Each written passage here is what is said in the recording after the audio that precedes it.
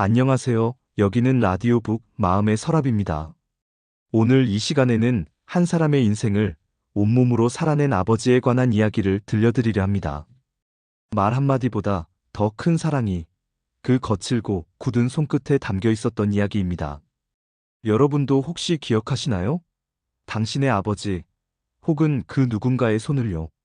그럼 지금부터 한 아들이 들려주는 아버지의 손 이야기를 시작하겠습니다. 어릴 적 제 아버지의 손은 늘 거칠었습니다. 농사짓는 손이라 그런지 손바닥은 굳은 살로 덮여 있었고 겨울이면 갈라진 손등에서 피가 배어 나오곤 했죠.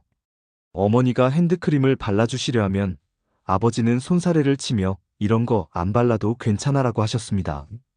그러면서도 손등을 슬며시 감추셨던 게 기억납니다. 그 손으로 제 머리를 쓰다듬어 주실 때면 까끌까끌해서 간지럽기도 하고 묘하게 따뜻하기도 했습니다. 손톱은 늘 흙이 끼어 있었고 손가락 마디마디엔 오래된 상처 자국들이 새겨져 있었죠. 어린 저는 그 손이 싫었습니다. 친구 아버지들의 손은 깨끗하고 부드러워 보였거든요. 양복을 입고 출근하시는 친구 아빠들 책을 읽어주실 때 반지가 반짝이던 그 손들이 부러웠습니다. 왜 우리 아버지만 이렇게 거친 손을 가지셨을까? 왜 우리 집만 남들과 다를까? 그때는 몰랐습니다.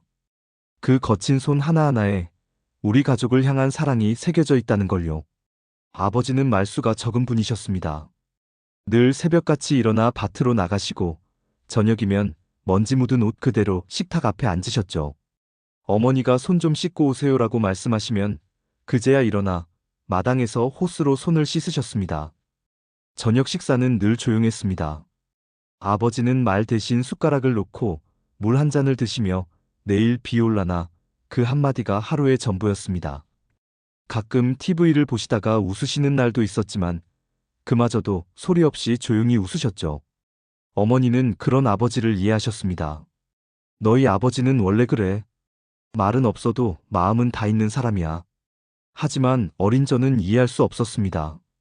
초등학교 5학년 때 학교에서 아버지와 함께하는 운동회가 있었습니다. 친구들 아버지는 웃으며 아이 손을 잡고 운동장을 뛰어다니는데 우리 아버지는 그저 구석에 서서 팔짱만 끼고 계셨죠. 저는 차라리 아버지가 안 오셨으면 했습니다. 집에 돌아와서도 아버지는 아무 말씀이 없으셨습니다. 그저 제 머리를 한번 쓰다듬고 밭으로 나가셨죠. 그날 저녁 어머니가 살짝 웃으시며 말씀하셨습니다. 너희 아버지가 오늘 새벽부터 옷 몇 번이나 갈아입으셨는지 아니? 너한테 부끄럽지 않게 보이려고. 그 말을 듣고도 저는 고개를 돌렸습니다. 그게 뭐가 대단한 건지 알 수 없었으니까요. 중학교에 올라가면서 저는 더욱 아버지와 멀어졌습니다. 친구들은 아버지와 축구도 하고 영화도 보러 가고 외식도 자주 했습니다. 저희는 그런 거 한 번도 없었습니다. 아버지는 일밖에 모르셨고 저는 그런 아버지가 점점 더 답답했습니다. 아버지, 우리도 가끔 영화 보러 가요. 돈이 어디 있노? 그런 거 볼 시간에 공부해라. 다른 집은 다 가던데요. 우리는 남들 같지 않다. 알아서 해라. 그 대화의 끝은 늘 그랬습니다. 차갑고 단호했죠. 고등학교 1학년 여름, 결정적인 사건이 있었습니다. 학교에서 진로 상담을 하던 날이었습니다. 선생님은 미술 쪽으로 재능이 있으니 미대를 준비해보는 게 어떻겠냐고 하셨습니다. 저는 그 말이 너무 기뻤습니다. 처음으로 제가 하고 싶은 일이 생긴 것 같았으니까요. 집에 돌아와 조심스럽게 말을 꺼냈습니다. 아버지, 저 미대 가고 싶어요. 아버지는 TV를 보시다가 고개를 돌리지도 않고 말씀하셨습니다. 그런 거에서 밥 먹고 사냐? 공대 가라. 하지만 제가 정말 하고 싶은 건 하고 싶다고 다 하면서 살 수 있는 줄 아냐? 현실을 봐라. 그날 저는 처음으로 아버지께 소리를 질렀습니다. 아버지는 뭘 하세요? 항상 일만 하시고 저한테 관심도 없으면서 저는 아버지 같은 사람은 되고 싶지 않아요. 순간 집안이 고요해졌습니다. 어머니는 놀란 표정으로 저를 보셨고 아버지는 천천히 고개를 들어 저를 바라보셨습니다.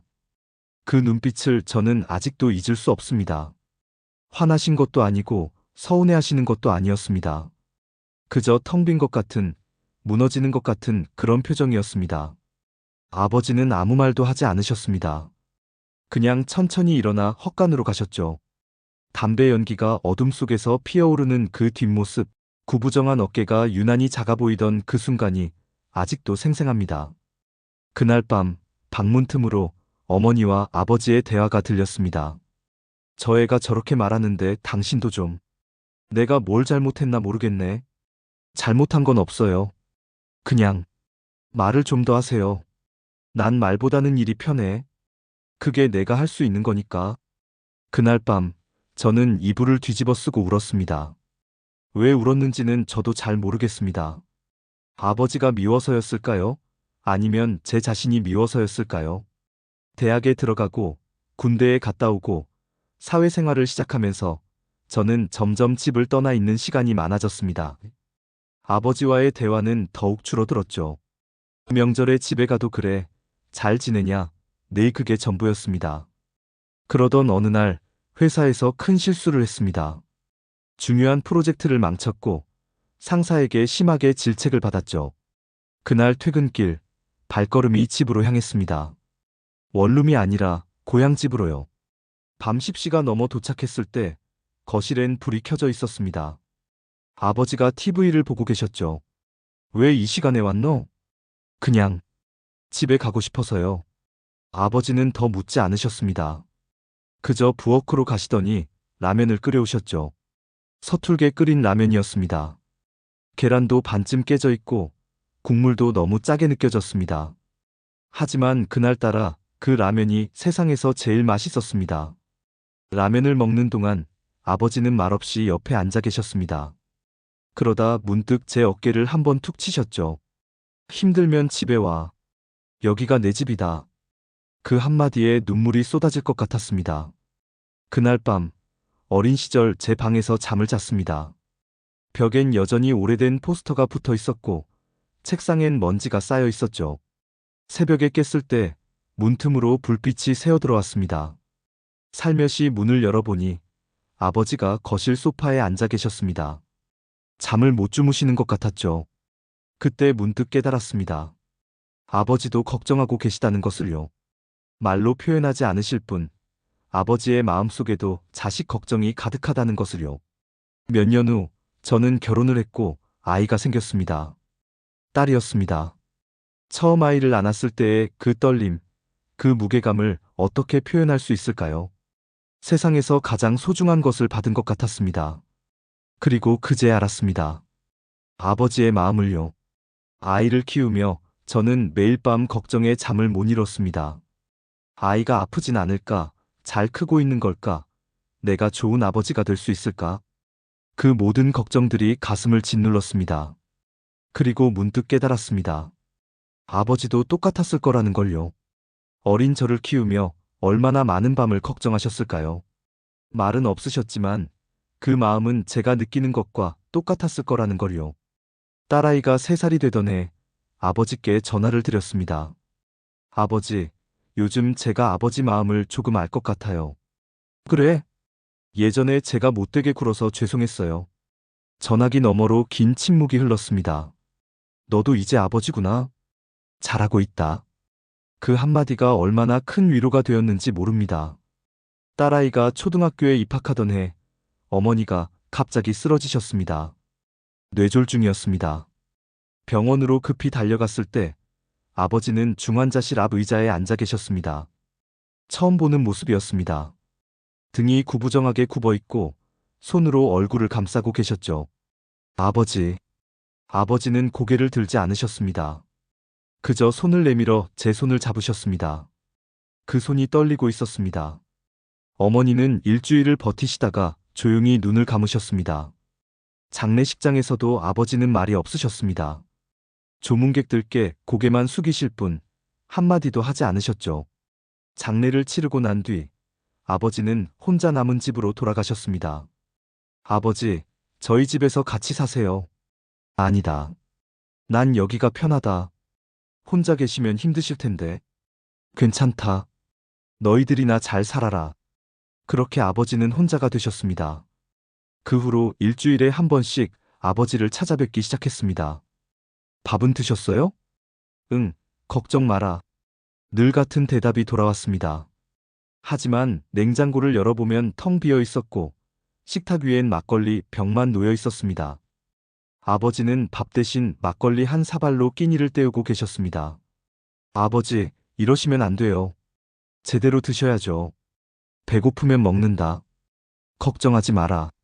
하지만 아버지의 몸은 점점 야위어 갔습니다.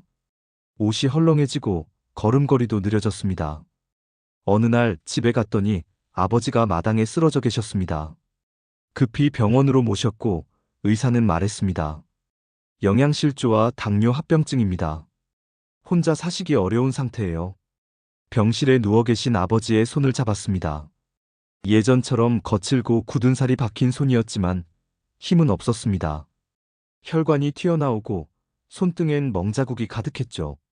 아버지, 이제 저희 집에서 사세요. 제발요. 아버지는 천장을 보시며 한참을 아무 말씀도 하지 않으셨습니다.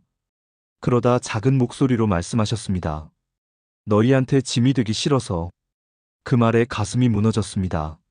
아버지는 짐이 아니에요. 제 아버지세요. 이 손으로는 더 이상 아무것도 못하겠구나. 그때 아버지는 처음으로 제 앞에서 눈물을 보이셨습니다. 조용히 소리 없이 흘러내리는 눈물이었습니다. 그날 저는 처음으로 제대로 아버지의 손을 잡았습니다. 어릴 적에도 잡아본 적이 있었지만 이번엔 달랐습니다. 제가 아버지의 손을 꼭 잡은 것이었습니다. 굳은 살로 덮인 손바닥, 갈라진 주름 사이로 세월이 보였습니다. 손가락마다 새겨진 상처들, 그 하나하나가 우리 가족을 위해 일하신 흔적이었습니다. 손톱은 두툼했고 손마디는 굵었습니다. 젊었을 때는 얼마나 힘이 셌을까요? 그 손으로 땅을 일구고 농사를 짓고 가족을 먹여 살리셨습니다. 아버지, 제가 어렸을 때 제 손을 잡아주셨던 거 기억나세요? 글쎄, 저는 기억해요. 유치원 갈 때 아버지가 제 손을 잡고 걸어주셨어요. 그 손이 따뜻했어요. 아버지는 천천히 고개를 돌려 저를 보셨습니다. 그때는 손이 이렇게 거칠지 않았는데? 아니에요. 그때도 거칠었어요. 하지만 저는 그 손이 좋았어요. 거짓말하지 마라. 네가 내 손 싫어하는 거 다 알았다. 미안해요, 아버지. 그날 밤, 저는 아버지 곁에서 밤을 새웠습니다. 아버지의 손을 잡고요. 퇴원 후 아버지는 저희 집으로 오셨습니다. 처음엔 어색해 하셨습니다. 거실 소파에만 앉아 계시고 방에 들어가시는 것도 조심스러워 하셨죠. 아버지, 편하게 계세요.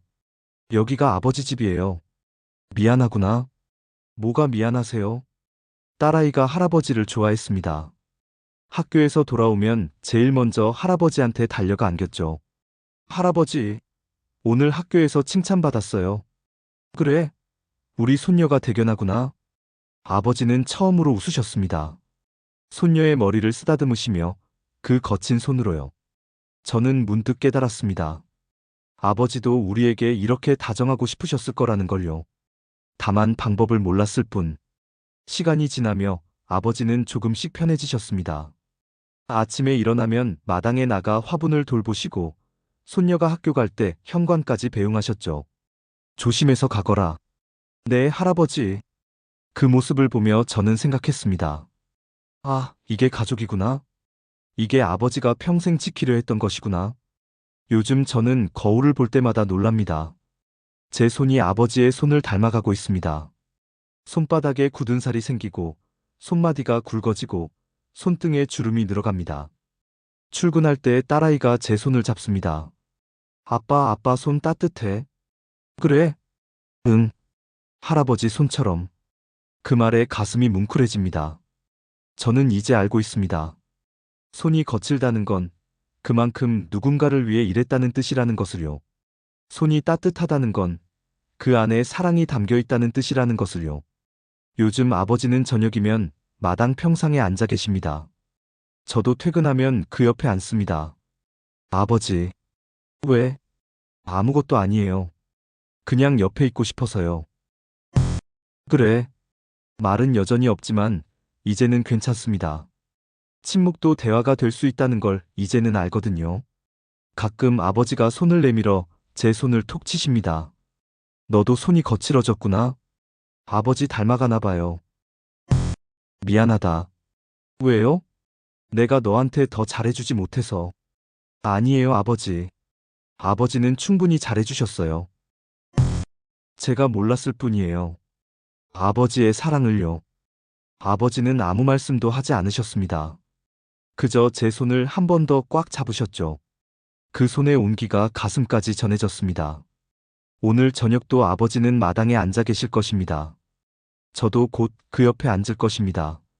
말은 많지 않겠지만 손을 잡고 앉아 있을 것입니다. 거칠지만 따뜻한 그 손을요. 아버지, 당신의 손이 제 삶의 뿌리였습니다. 그 손으로 짓던 밭은 이제 없지만 그 손끝의 사랑은 제 마음속에 남아 있습니다. 그리고 이제는 제가 그 손을 잡겠습니다. 세월이 흘러 제 손도 닮아가네요. 거칠지만 따뜻한 손, 당신의 손처럼요. 그리고 언젠가 제 딸도 제 손을 기억하겠죠. 이렇게 사랑은 대대로 이어지는 것 같습니다. 손에서 손으로, 마음에서 마음으로. 여기까지가 오늘의 이야기였습니다. 혹시 오늘 이 이야기를 들으시면서 누군가의 손이 떠오르셨나요? 그렇다면 오늘 저녁 그 손을 한번 잡아보시는 건 어떨까요? 말하지 않아도 그 손이 모든 걸 기억하고 있을 테니까요. 라디오북 마음의 서랍이었습니다. 다음 시간에도 좋은 이야기로 찾아뵙겠습니다. 안녕히 계세요.